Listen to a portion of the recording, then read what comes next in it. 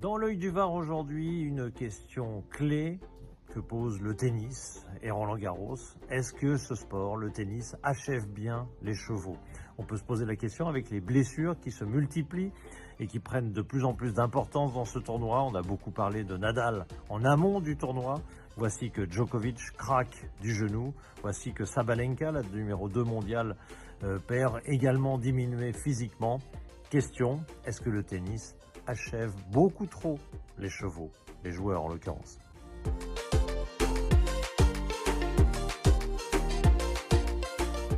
Beaucoup de questions autour de ce Roland-Garros et beaucoup de questions qui ont rebondi avec la blessure de Novak Djokovic, finalement forfait pour son quart de finale contre Ruud.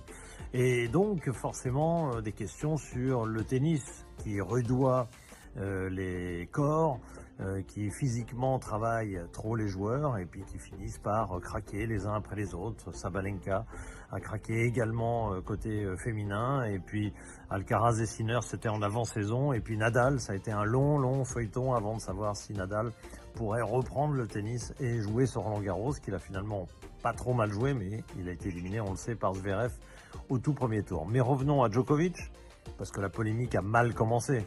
D'emblée, tout de suite, les doutes. Est-ce qu'il était vraiment blessé?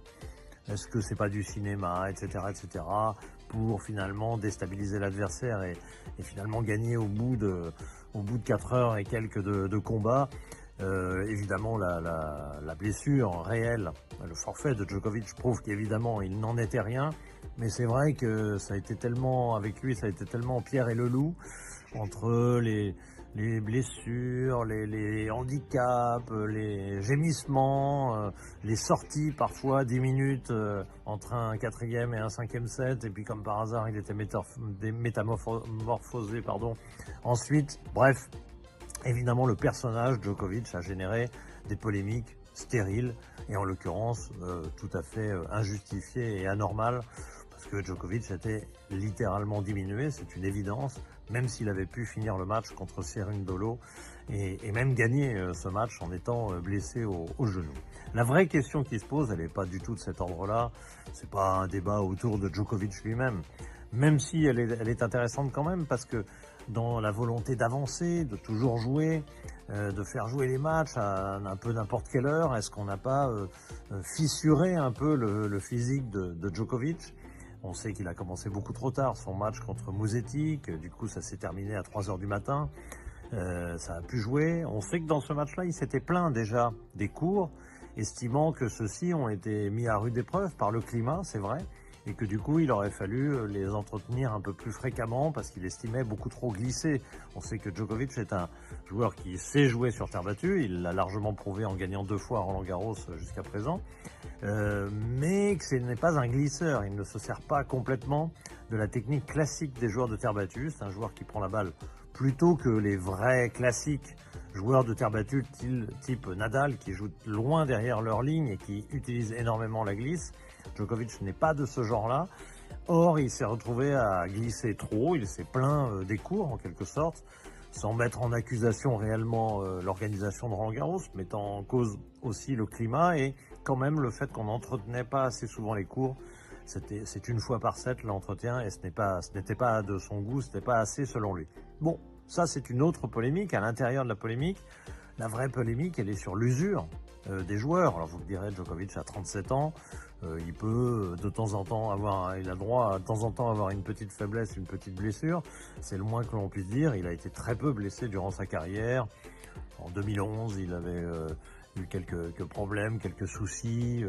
En 2018 également, il avait fini par se faire opérer du coude, mais enfin, il a eu un nombre de blessures absolument minime dans sa carrière, avec un jeu non pas économique, on ne va pas dire que c'est Roger Federer, mais avec un jeu en prenant la balle tôt et en ne multipliant pas forcément les efforts qui lui ont permis de durer, et de durer superbement, puisqu'il est encore compétitif à 37 ans. Donc on va évidemment sûrement pas épiloguer là-dessus.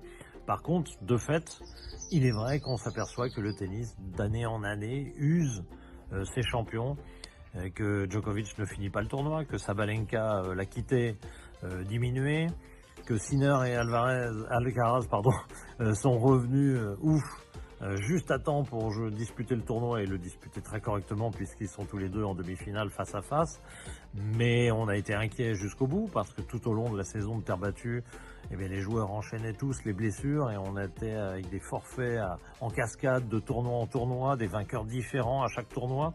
On a la sensation quand même que le tennis est devenu très difficile physiquement pour les joueurs, tape vraiment sur le physique et qu'on se demande si dans le futur on aura des joueurs capables de faire des carrières à la Federer, Nadal, Djokovic, où les joueurs durent de leur jeunesse jusqu'à un temps assez âgé, parce qu'on voit bien que Alcaraz, peut-être Sinner un peu moins, mais là il était blessé en l'occurrence, eh bien souffre de diverses blessures. C'est une vraie question qui est ouverte, où on parle évidemment des matchs en 5-7, où l'on parle des horaires des matchs, où l'on parle de l'entretien des cours.